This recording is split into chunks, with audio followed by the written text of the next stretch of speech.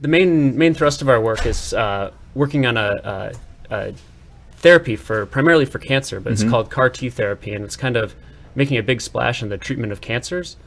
It's kind of a complicated procedure, and I can kind of maybe start by talking about the procedure as a whole, and then where the work I'm doing kind of fits into that. Sure. We have a graphic for that if you want to throw that up. So CAR T, CAR-T Yep. cell therapy. CAR stands for chimeric antigen receptor, so it's a bunch of complicated words, but basically T cells, a lot of people might have heard of these. These are a type of white blood cell that's in your blood and in your bones. And the CAR T cell therapy will take a patient's own T cells out of their blood and then engineer them in a petri dish and put a gene in so that T cells, which are immune cells and good for fighting infections, but instead of recognizing a virus or something else, using genetic engineering, you put a target in, a weapon, so they can recognize cancer cells. We're going to break all this down. Yeah. Because we really got to start Yeah. very at the basics here. So if like pretend like you're telling your parents or just some random friend or adult that you meet at a cocktail party or at the bar, and you tell them what you do, you start talking like that, and there's just so many things you take for granted there, right? Like, oh yeah, we can just put this place in this. Like, whenever people tell me about genetic engineering, it's like, hold on. Like, before you even start talking about the idea of a SNP or putting in some segment of DNA to give me blue eyes or brown eyes, like, how do you even work on that microscopic level? So I'm going to start at the very beginning here. You said that your research has to do with extracting white blood cells, and then working with those cells. Yes. Yeah. Okay. How do you remove white blood cells from blood? Yeah, that's a great question, and I'm a few steps removed from actually working with the cells, but I can definitely explain it. Your lab just gets the cells. Yeah, we get the cells, and I don't even handle the cells myself. I do something that goes into the cells, but I work on it. It's so specified. Yeah, it's very specialized. It's a lot of different kind of roles, and to kind of do the whole procedure. But are you familiar with the overall process? Yeah, at least on a high level. So a lot of people are given blood, so you understand how you poke a needle and you suck all the blood out, and there's a lot of stuff in the blood. There's more than just red liquid. Yeah. And if you have ever given plasma, you know that they can separate the blood. A lot of times right there in the machine, they can separate the cells out from the plasma, which is just a liquid that has a bunch of molecules in it but no living cells. And that actually is clear? It's yellowish clear. Yeah, it's kind of an amber colored clear liquid. You get rid of the blood cells or the red blood cells? When you're donating plasma, that's what you do. And what you have left is like a, I don't know, clearish off-white. Yeah. Or off. Like, and it's kind of interesting. So people do blood drives a lot, and you'll donate all your cells. But there's plasma donation centers where you can get paid. Yeah. Because there's no cells, it's not considered as selling a body part. So that's why you can get paid to donate plasma, but donating blood has to be a donation because of the way the laws are set up. Even though there's needs for all of it. What about selling? This is a whole other topic. Yeah. What about selling? Reproductive elements, like semen. That's a good question because you can get paid for that. So I don't know. I don't understand exactly how the laws work with that, but I know you can get paid for those donations as well. Okay, so you can extract the plasma, which is just the liquid, from the red and the white blood cells in your blood, and then you can also obviously then extract the white blood cells from the blood. That's where you're going next with the process. So the way they separate those two is they'll spin them around really fast, so the cells are heavier and they'll sink to the bottom. Okay. And most of the cells are red blood cells. That's why your blood is so red. But when you spin it around fast enough, you look and you see at the bottom of the tube is red. At the top is this plasma, and there's a thin white layer in the middle, and that's where all the white blood cells go, because they're a little bit less dense than the red blood cells. Are they literally white? They are, they are white, or a little off-white color, but yeah. And so what are the two functions of the red and the white? Do they have specialized functions in the blood? Yep, definitely. So the red blood cells are what carry mostly oxygen, but nutrients and oxygen and things around, and they're kind of the delivery vehicles. Okay. And the white blood cells, there's white blood cells are very complicated, and there's very many different specific subtypes of white blood cells. Okay. And I don't understand them all. Uh-huh. There's B cells and T cells and macrophages, and they all have different roles, but they're all related to fighting off infections and immunity. So T cells are one category of those white blood cells. Okay, and that's what you work with. Yep. Yeah. Okay, let's just make sure we got all this laid out. So the red blood cells are actually fairly uniform, and they will all kind of have the similar purpose, carrying oxygen and nutrients throughout your body. Yeah. Kind of what we maybe considered what blood to be for, typically. And then the white blood cells are there to fight. Yep. They're your little soldiers. How'd they figure that out? That's a good question. I'm not sure a lot about the history of the it, origins of so many things always strike me. Like who first drank fermented drink and then decided this is good, and then handed it to a friend who saw their friend acting crazy and said, yeah, I believe you, I want to drink what you have because you're acting odd. I've always found those origins, or who found out which plants were poisonous or which mushrooms were poisonous and which ones weren't. Yeah, I feel like so much of it is just came out of desperation in times. Especially you think a lot about things that are, that you eat, or a lot of things that are considered delicacies now came out of a time when people were desperate and trying whatever they had. And yeah. And then if you ever need a reason to feel gratitude, be glad you weren't experimenting with, I'll rub this on me, or I'll eat that mushroom, and you don't have to find out the hard way how that all mushrooms are edible once. Yes, right. You want to find the ones that are edible repeatedly, and ideally taste good too. And somewhere back, I'm guessing 1800s or who knows when, they figured out that white blood cells. Maybe they figured it out because the people who had very little white blood cells or something like that were sick more or something like that, and so they figured out that has to do with keeping you healthy or something. Yeah, and I've read some of these old experiments. Some of them are pretty. By today's standards, sound pretty barbaric. Yeah, right. So I remember reading about how they discovered that this one chemical, urea, can cause proteins to unfold. So they put a frog in urea overnight and it dissolved. these kind of experiments that I don't think that would get past the ethics board today. No, and they do some pretty crazy stuff to animals even today. Yeah. So that was really over the top.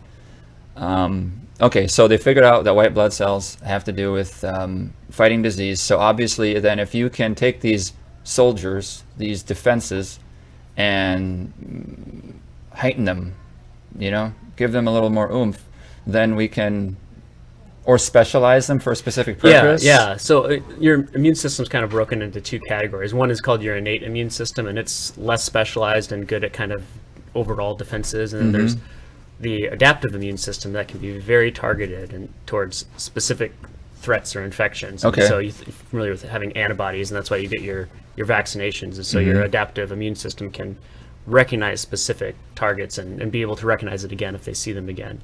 And so T cells are part of your adaptive immunity, so they can be very focused on a specific target.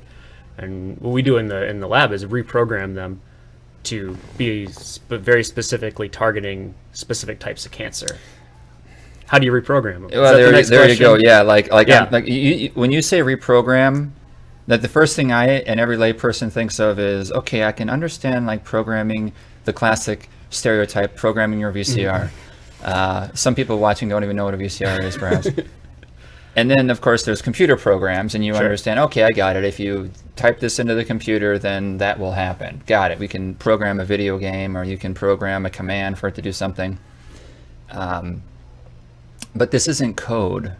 You're not, maybe you could say it is, but you're not, it's not digital data that you're inputting into a machine. It's some kind of physical aspect, some kind of physical process, yes? Yeah, it has a lot of parallels with code. It's really interesting. The analogies that people like to use are very kind of whatever technology is in vogue. So in the 1800s, they always talked about parts of the body as being like steam engines or like gears, and this very mechanized kind of view. And now computers are the latest technology, and so that's kind of the analogies that are drawn a lot. Yep. Same with brain function. Yep. Yeah. I know that's common too. When I learned about that. Yeah. Yeah. But there are definitely some good parallels in why that is a good analogy. So your DNA can be thought of as the code, and when your cells execute a DNA string, and they will read it and carry out a function that it prescribes. I always love the graphics that are often shown in popular news sources where they talk about editing genes, and they'll show little scissors or little tweezers playing with the cartoon DNA molecule. Yeah. And a lot of people have, I think, visions of like looking under a microscope with the little scissors cutting DNA, and that's not how it works. Yeah, it feels like you're doing surgery Yeah. on the on the cell. Yeah. And like you don't have a scalpel. No scalpels. Yeah, you're not doing that. So take us through the process of programming a T cell. Yeah. Well, first, I think it's important to get like a little understanding of kind of the scales that we're working Please. with. So the stuff that I do is too small to see under a microscope in most cases. Okay. There's a graphic I have that shows kind of the range of scales, but if you think about something that's about the limit of what you can easily see and handle, it's about a millimeter or a couple millimeters. You know, think of like a little BB or something, and that's about 1,000th the size of you. So that's kind of the scale where you can interact with. That's the limit. I see. And so, yeah, like a grain of sand. yeah, something Yeah. that's it's on the millimeter scale.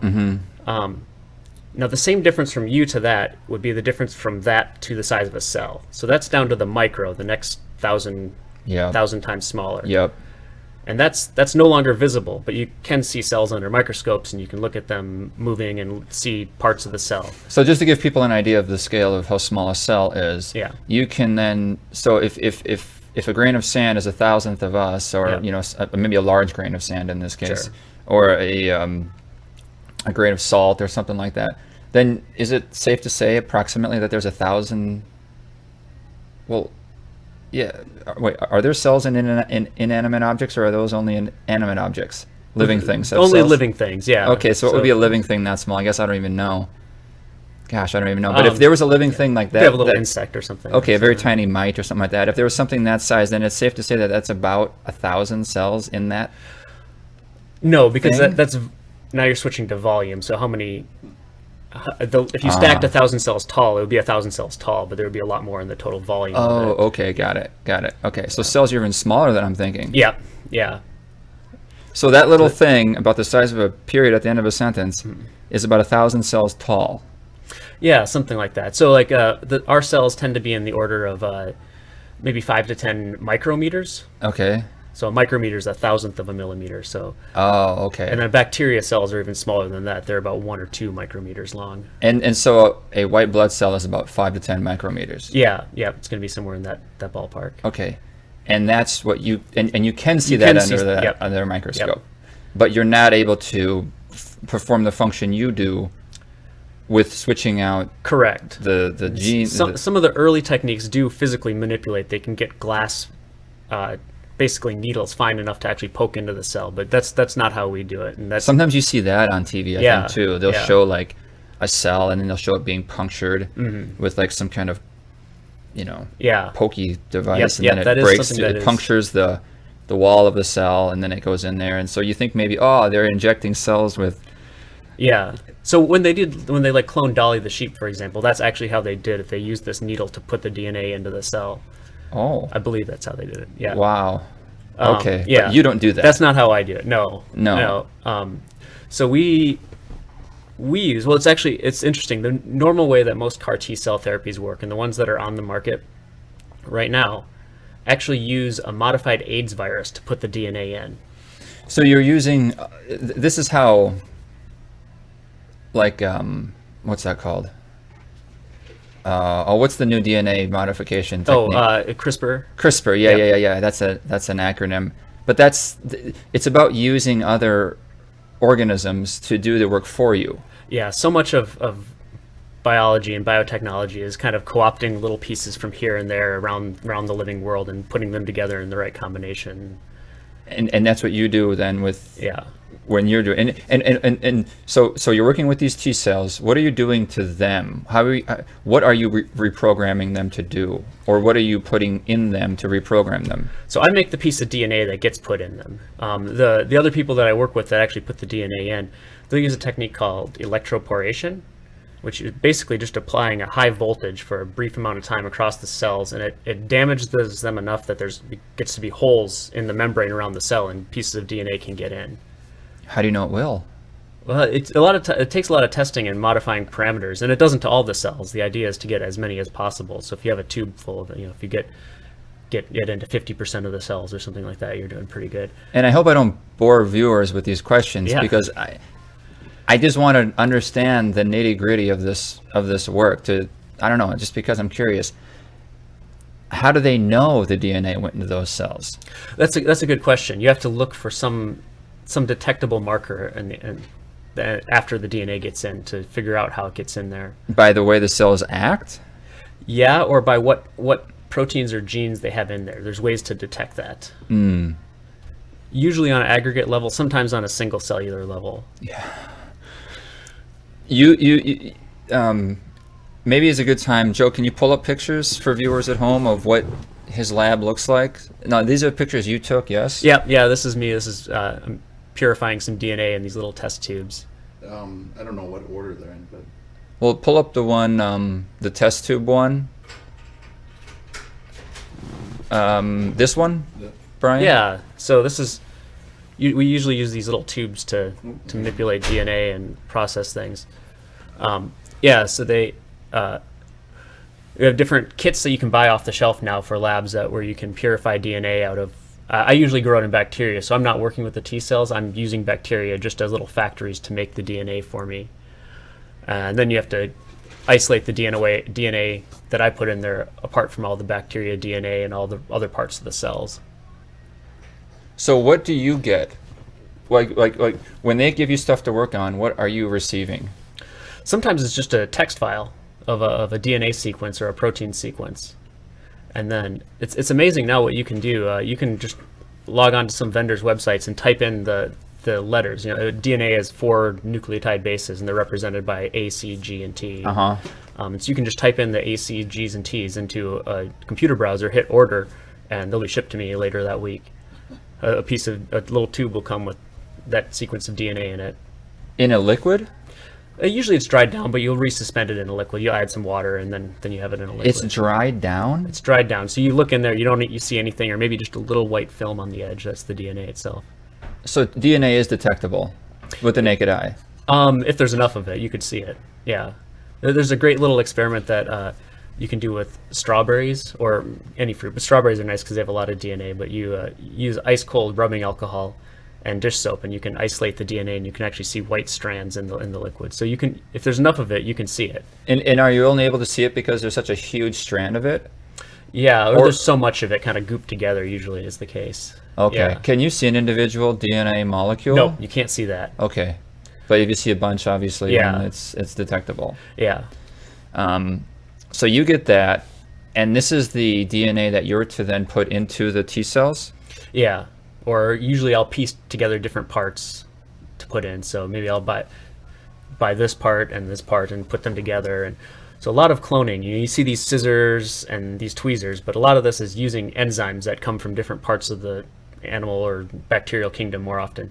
And so CRISPR, you may have heard of, is part of a bacterial immune system. Yeah. But there's other pieces of bacteria immune systems, like restriction enzymes, they're called, and they're these proteins, these enzymes that will recognize a specific sequence of DNA and cut the piece right there.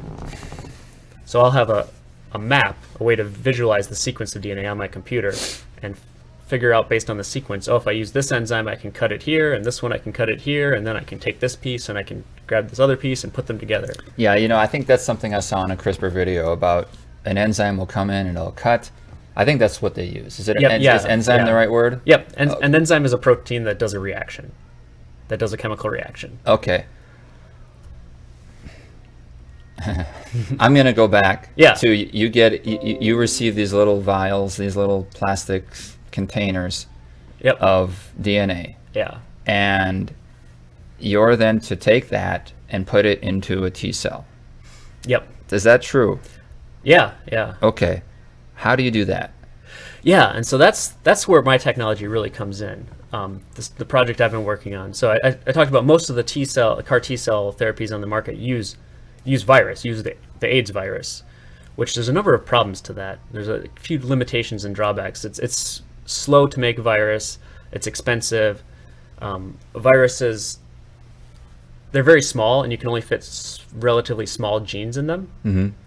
So a lot of the CAR T cells, the new weapons they're trying to give the T cells are getting too big, especially if you want to give it two different CARs so it can recognize the cancer even better, or something like that, like a lot of the companies that develop these want to do. And in case we didn't get to the whole purpose of why you're doing this, talk about that. Why, Yeah, yeah. What are you re-engineering these T cells to do?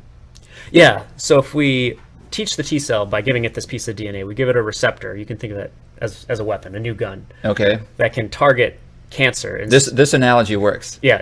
Warfare. Yeah, it is. Yeah. I mean, it is very much warfare at a cellular level. Okay, go ahead. But cancer is very hard to detect because it comes from you, and it looks a lot like self. So T cells normally don't recognize it very well until we can find these unique markers on the surface of cancer, and then basically teach the T cell that this is a target now. Wow. So you using these genetic engineering So techniques. cancer is so deadly because it's undetected for so long. Yeah, because it's not no genes or proteins coming from outside. It's all from your own cells. So your immune system sees it and says, "Oh, this is just part of me." It's not a virus you caught Yeah, that a T cell would be better at detecting. yeah. So how do you teach a T cell to fight off that cancer cell? That's part of the trick, is finding something that's unique to that cancer cell that's Okay. not on the rest of your body, or is in the rest of your body so little that it's not going to cause a bunch of innocent bystander deaths, if you will. So it's kind of like training a dog Yeah, to go after the right person, or AI to detect a fugitive, Yeah. or something like that. Like, we need this facial recognition software to detect, the perpetrator, and you're training these cells to go after these T cells to go after the right. So then you'll take some cancer cells, I assume, find something about it that's unique that a T cell can then detect. yeah. Okay. I mean, So you say we will. The scientific community will. They'll study a Yes. specific type of cancer and say, yeah, I say we because I want to yeah. own this too. Yeah. I'm part of humanity, and Yeah. I'm a taxpayer in Minnesota. Maybe the U of M's doing Sure, this. yeah, I don't definitely. know. I mean, people always talk about humanity, like, man, we need to invent this, or we need to do this or that. It's kind of like, who's we? It's like, oh, humanity. We need to invent this, or we need to come up with more electric cars, and I'm not part of Tesla, but I'll go ahead and use the we. Yeah. The scientific community, of course, your company, and so I mean, forth. it's a lot of people working on it, is my point. So people will identify, this is a particular marker is usually on multiple myeloma cells, and it would be a good target to go after. Okay, how do you tell a T cell that's what you need to go after? So these CARs that are designed, these are Cars. chimeric antigen receptor. So I can break that down if you want to. Please, like a CAR little bit. T-cell. Yeah. Chimeric means something that's put together from different organisms. Okay. So chimera, you may have heard, like, it's mixed together, so there's pieces from different organisms. Okay. Antigen is something that will be recognized by an antibody or a T cell receptor or something like this. It's the target. So if you have antibodies to the flu virus, Yep. there's some part of that flu virus that is your antigen that is recognized by your antibodies. So that's the target. Okay. That's the red laser dot that it knows what to go after, the antigen, the piece of that Okay. that it recognizes. And then receptors is the protein that recognizes that antigen. So you have a chimeric antigen receptor. So a protein in the T cell will detect the cancer, the aspect of the cancer that you're looking for, Yeah. that you're training it to go after. Yep. So you must just researchers take cancer cells and they find out which protein will detect particular aspects of it, and take that T cell along the way, along for the ride, so then it can attack the cancer cells. And Yeah. it's just like, it's sort of like watching, okay, what will this animal eat if I put it in front of it? And you just kind of waiting to see what happens between these cells. Is this what's going on? This sort of trial and error observation of what makes what tick, what makes this T cell go after that cancer cell, that kind of thing? Yeah, a lot of it's trial and error, or these kind of fishing expeditions that will be done in kind of very basic research, usually in academic labs. They'll be studying this cancer and see which genes are turned on, which genes are turned up and turned down, and if it's turned up, maybe that's a good marker to go after, a good target. Wow. So over years and Yeah. countless experiments, they figured out that this particular protein which is, what would you call a protein? Just a particular molecule? Yeah, it's a type of molecule. This kind of molecule in the cell will help it attack. Will tell it to attack. It'll be a good target. So again, to the battlefield analogy, Yeah. it'd be like saying, look at the people in the brown uniforms. Would that be a good identification? Or maybe look for the people with the helmets on. Is that how you can recognize the enemy? Oh wait, no, we have too many of our fellow soldiers have helmets. So you have to make sure you're getting some characteristic that these cells can see. Yeah, that's the characteristic in the cancer cell that you're looking for. Yeah, but the protein that's the protein target. Oh, that's the protein target. There's two proteins. So there's Okay. there's the CAR protein that's put in the T cell, and that's Yep. recognizing the protein, a different protein on the cancer. Why do they recognize? Is it because they're somehow similar in structure, the molecules, or something like that? or- Less similar, more like a lock and key or something like that, Oh, where okay. they're mirror images. And then they just know to go after each other? Finding something that sticks is often the hard part. Oh, how do they know? These things don't have brains? Well, your body is very good at this. This is exactly how the antibodies in your body are made Yeah, to begin yeah. with. They find something that sticks very specifically to one target. Yeah. And I guess- it's testing an iterative process. There's your immune system is very complicated, and that's a lot of actually how cars usually take pieces of antibodies. That's usually how they're made, and the antibodies, they have these genes that they can shuffle up and make this almost infinite amount of diversity. And there's different checks along the way that your body will say, oh, is this antibody you made sticky enough? If not, then this cell will die. If it's too sticky to your own body, then it should die. And so there's all these steps and checks along the way. I guess when when you're talking about molecules or rather autonomous parts of your body and at a microscopic level, so these cells, I guess these particular cells acting in this specific way, I guess that's what trips me up. Like It's easy to personify them. well, yeah, like or just think of them as animals with their Yeah. own brain. Mm-hmm. Like I understand why the mouse runs away from the cat and why the cat chases the mouse. Okay, I get that. There's You have some idea of what it's like to be a mouse, but you don't have any idea what it's like to be a cell. and I have no idea what the motivation is. Yeah. Like I know the cat wants to nurture its body, Yeah. with the protein, with the food that is the mouse, and I know the mouse wants to flee the cat to live, all right, and to exist. But why is this particular cell, this T cell, when programmed this certain way, now suddenly want? I mean, as if there's desire behind it, as if there's choice. It's interesting because it's at the level where It's like a magnet, it's It's mechanistic. it's like physics. Like, is there like kind of, what- yeah. I mean, what causes the attraction? It is these mechanistic things. It's charges, positive and negative, like charges, and there's greasy parts of the molecule that will stick to other greasy parts, and water-loving parts that will stick to other water parts, and the shape that it fits. So if you have something that's one charge, it'll stick to something with the other charge if it's lined up in the right shape. So so much of it is about shape and these kind of chemical characteristics, whether the charge or the hydrophobicity, which is just how greasy or water-loving it is. So there's a lot of different reasons why something might attack.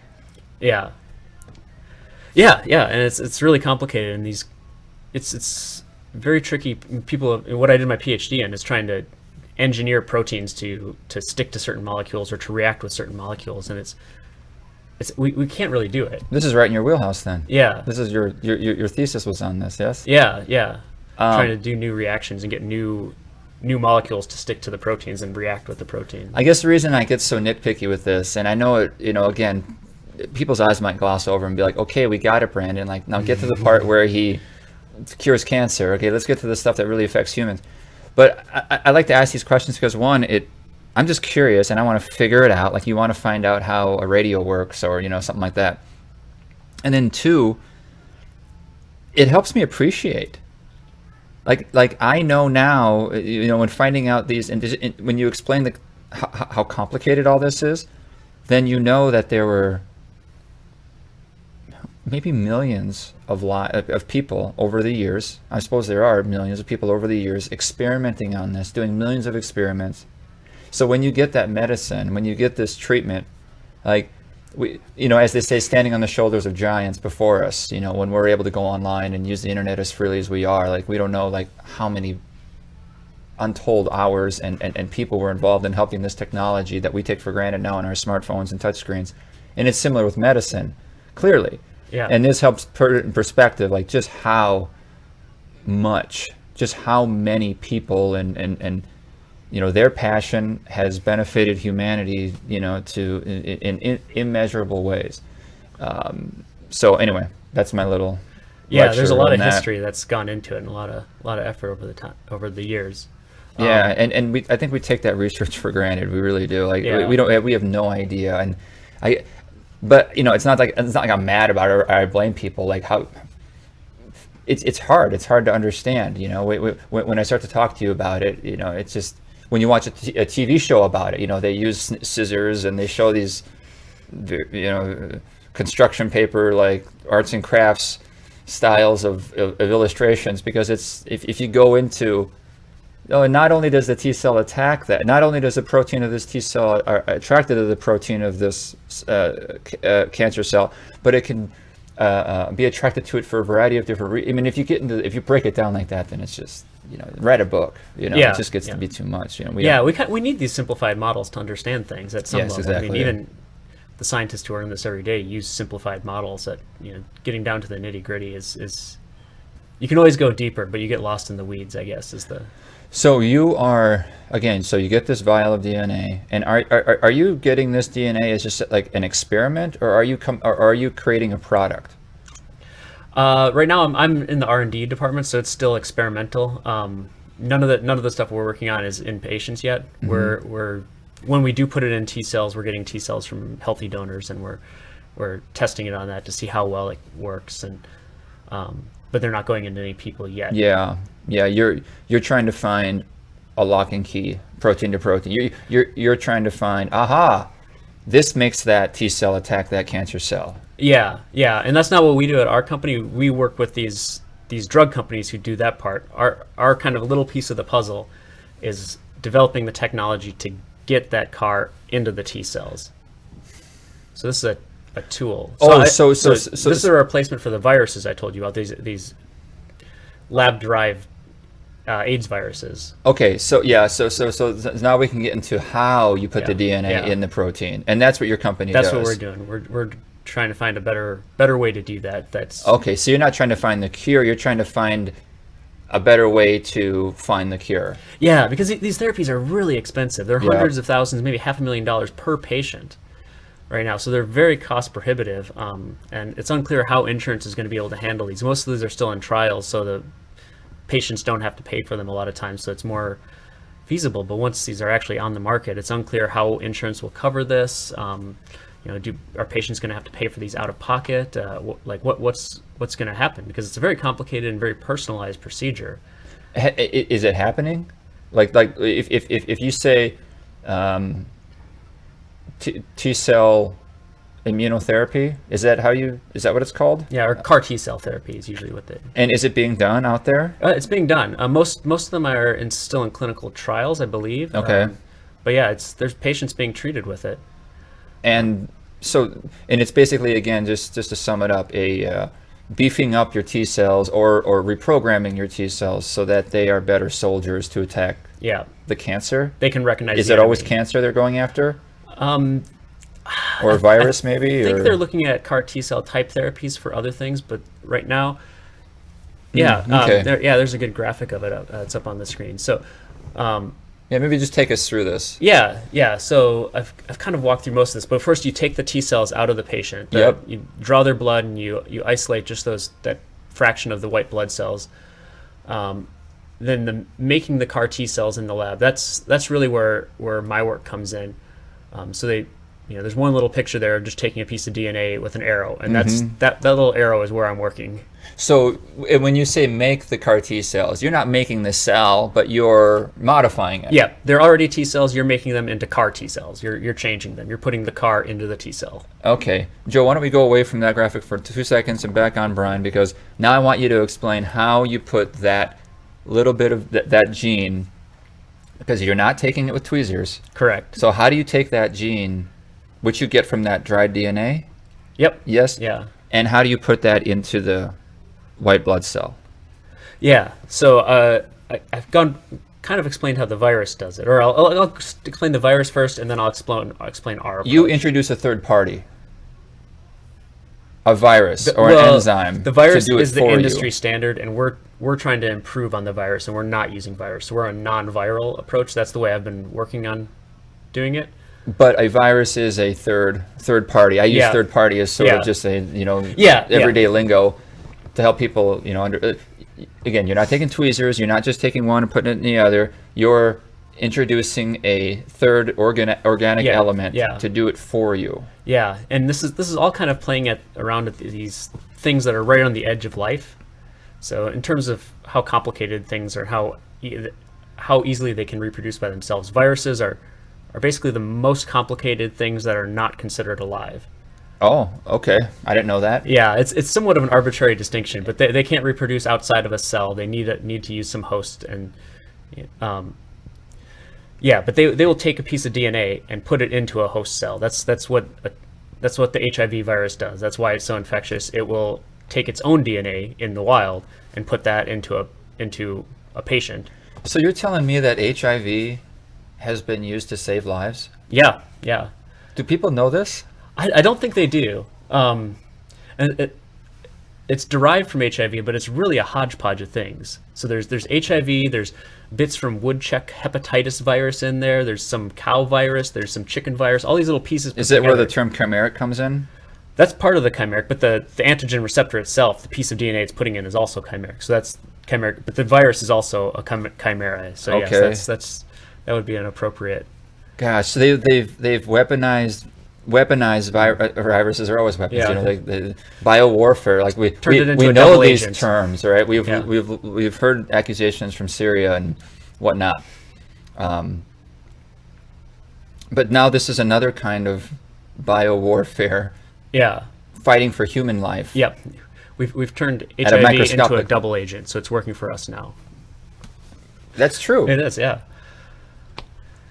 Yeah. So I mean, it's great and it works pretty well. And I'm glad to break the story here on the Periphery, because this has never been said anywhere on any media. That's obviously super false. This has been said at probably a million conferences, in colleges around the country, but it's not in pop culture. yeah. I had no idea they were using viruses. I've heard them say enzymes, but I don't know what the heck an enzyme is. Mm-hmm. But I didn't know they were taking these terrible, deadly, fatal illnesses and using them as a tool to help us. Yeah. Yeah. We grab pieces from all Well, this over is the breaking world. to Yeah. me. All right, this is and maybe to a lot of viewers, like, I had no idea. This is really something.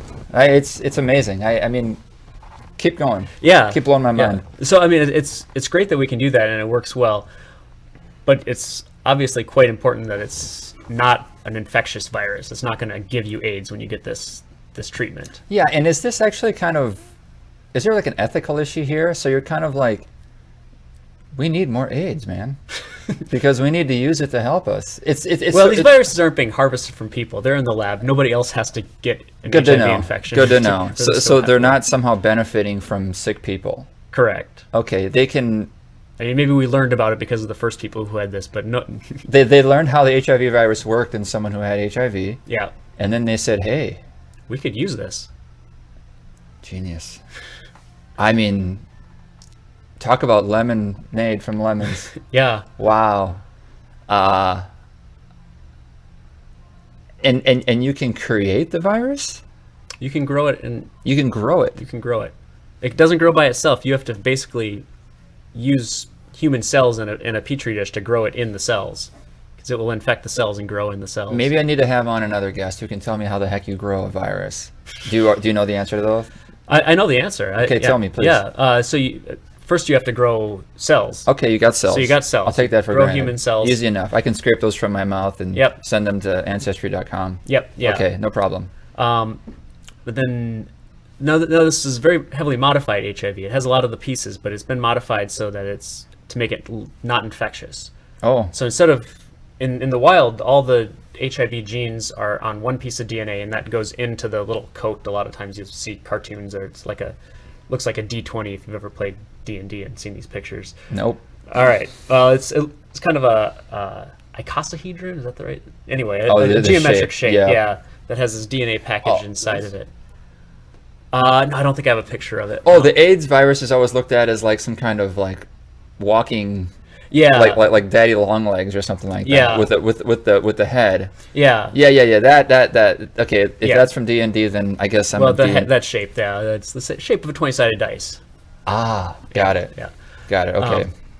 Yeah. So but you don't want it in the wild. Inside that head is all the genes to make every part of the virus. Yes. We don't want the virus to make more of itself. Uh-huh. So we have those genes to make the virus engineered into the cells that we're growing. So these cells are already engineered. This is 3 steps back from the patient cells that are engineered. Can we engineer any cell, or I'm sorry, can we engineer any cell? Can we engineer any gene, DNA that we want?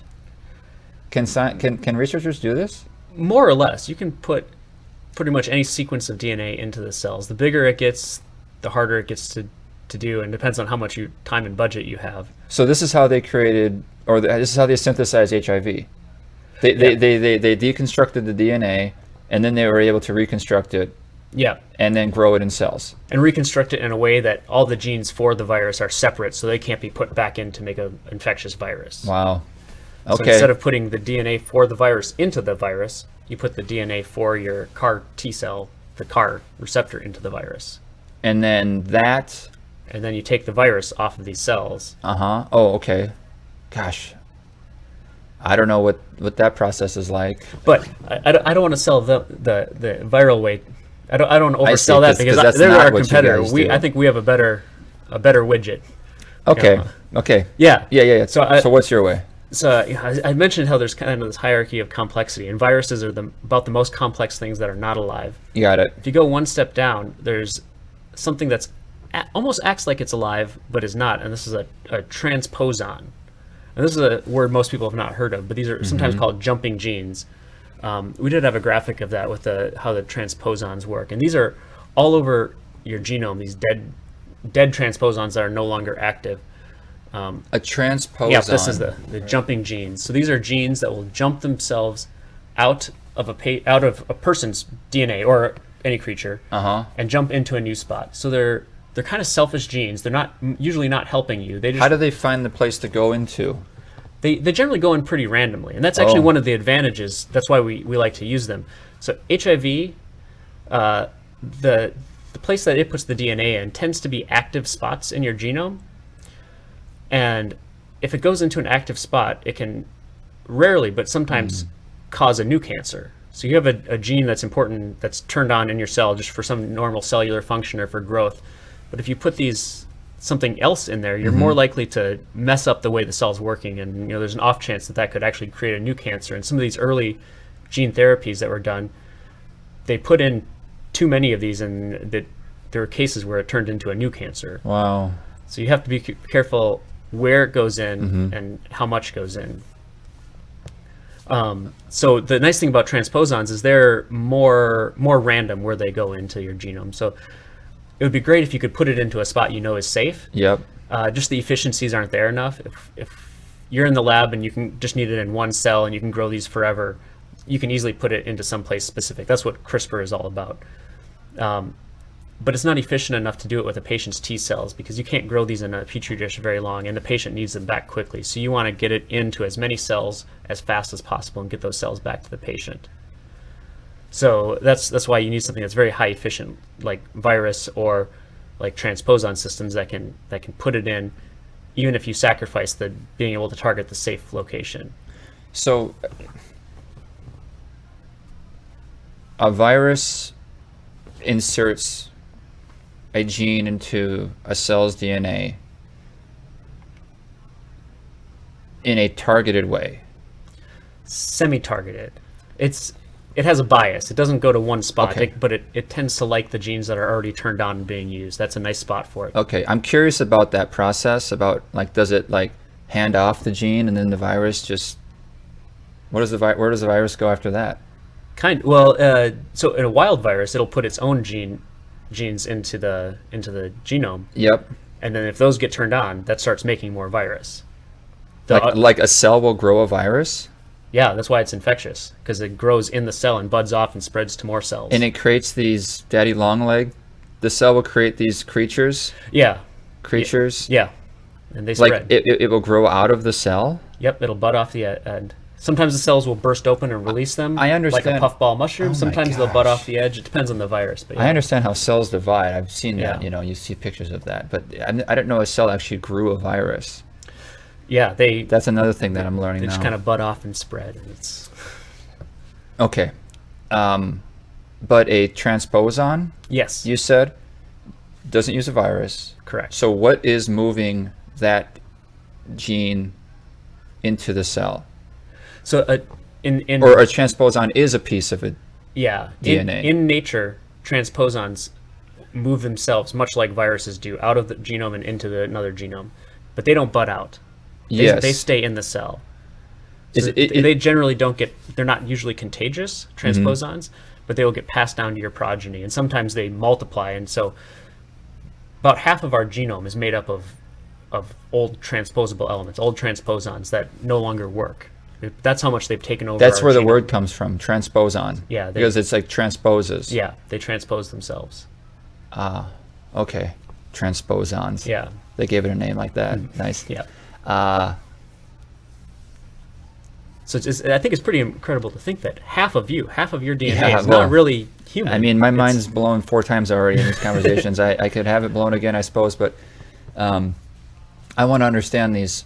A transposon, is it another entity like a virus, or is it itself just a part of your DNA? It's not an actual. kind of both. Okay, so it is it's a genetic strand. It's a piece of DNA.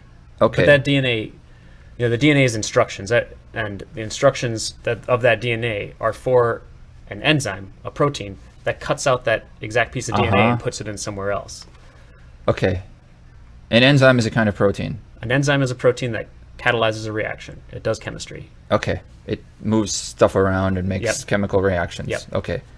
But a transposon is a particular part of your DNA that might just move itself to another. Yep, move or copy itself somewhere else. So if it moves from one to another, does that initial one have to like regrow? Yep. What's now Yeah. missing? Yeah.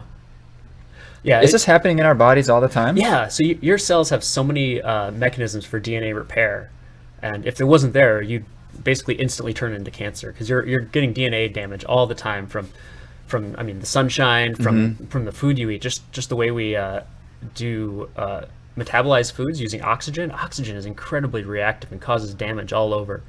So That's another thing you won't hear. So, Yeah. So basically, we've learned 2 things that are counterintuitive. We've learned HIV is being weaponized to help us, and we've learned oxygen is bad. When oxygen was first developed on the Earth, billions of years ago, these first cyanobacteria started photosynthesizing and making oxygen. It caused a mass extinction. It almost killed all the life on Earth. No kidding. Yeah, Okay, didn't know that. oxygen's pretty deadly. And I wasn't around then. no, me either. But that's But what I you- hear. Yeah, that's what they say.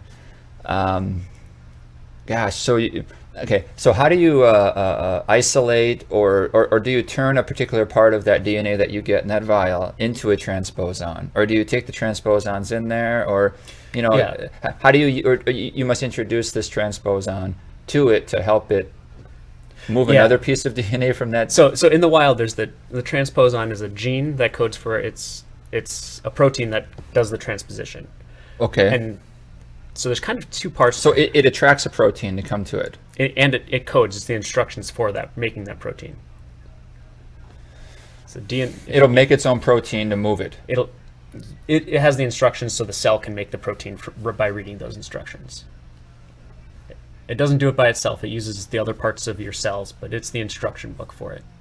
We'll get out of the microscopic in a little bit here. So if viewers at home are tired of it and you want to talk about something a bit more on the surface of the earth, I saw Joe pull up a slide there that has to do with the coronavirus, and boy, that's quite the It's a lot of red dots. yeah, that is quite the graphic we have. And actually, I kind of wouldn't mind looking at this for a second, a little bit here. Let's go microscopic quick. Yeah. And wrap this up. I guess let's finish up how you use a transposon to weaponize to modify T cells to attack cancer. So we take the protein that cuts out the transposon, Okay. and we take the handles that it uses to recognize. The handles. These are pieces of DNA that it recognizes. I'll call them handles because they're like handles. What it grabs on to get that piece of DNA and put it in somewhere else. Okay. So we put those handles on the gene you want to put in. So now the protein, instead of recognizing a gene for that is the instructions to make more of it, it recognizes the gene that you want to put in your T cells, and it grabs the handles and it puts it in the cells, puts it into the cell's genome. How do you do this? Like, what's the process you do, if you can say, or is it proprietary? Yeah, well, I mean, to get everything into the cells, we use electroporation, like I was talking. It's just just zapping the cells. So you inject a little bit of electricity into this petri dish? We mix the DNA into a little tube with cells, apply electricity across a gap. To the tube? To the tube. Yep, there's little metal plates in there that are little metal points that the electricity. And that electricity will spur the transposon to do its job. Yeah, and a bunch of people have done all this research to figure out exactly how much electricity, because it's a kind of a fine line between killing all the cells and not making holes. So you have to almost kill them to get holes so the DNA can get in. Wow. And then the cell will read the instructions for the enzyme, the transposase enzyme, the enzyme that carries it out. And then that enzyme will see the handles and pop it into the genome. Of the cell. Of the cell, yep. So now it's permanently encoded. Of the T cell. Of the T cell's genome, yep. But you don't see that part at your job. Other people that I work with do the actual T cells. I give them the stuff in the tube to put into the T cells, the DNA. Okay. So here's a picture, a cartoon on the screen right now. This is the green curly thing. That's that wet noodle. That's the protein, and the orange shape you might recognize. That's the DNA shape, that double helix. So it's grabbing onto that piece of DNA and it's looking for a place to put it in. And how it knows to do that is just what I actually saw a good documentary recently that talked about how I think it had to do with depression, and how like these serotonin reuptake inhibitors will just help and it did a good job of using computer graphics to create this, here we are inside the brain, and here are these here's some DNA, here's some proteins floating around, and you wonder, where are they floating around in? Like, what's this? Where are it's all so bizarre at this level, but it did a good job. It's like, this protein will read this strand of DNA, and then it will take, or it will block this. And so it had it had illustrations that were something like what we just had up on the screen, and it just, again, you see these individual entities acting in a specific way as if it knows to do this. And that, to me, is just blowing my mind right now. I just can't get my mind around that. Like, how do they know that? It's not a mouse and a cat again, but anyway. But sometimes it's easier to think about it that way. Yeah, I'll just take it for granted. It's complicated enough that it's hard to understand the mechanistic part behind it. Yeah. So it's easier, even though it's kind of playing loose with the language, to say it wants to do this, or it's looking for that. You use these words because it's easier to understand that way. It's easier to think about it, but you have to remember that it's a personification. The proteins aren't alive. They don't have something that they want. They're not looking. They just have chemistry. The molecules stick together because there's positive and negative charges. They move because the water's moving and there's heat in the system. It's mechanistic, but it's hard to think about all the parts. So it's specific enough that you can say it wants this, and it's not really true, but it's an easy way to think about it. I'm gonna actually pull up some questions from a viewer on YouTube here who says,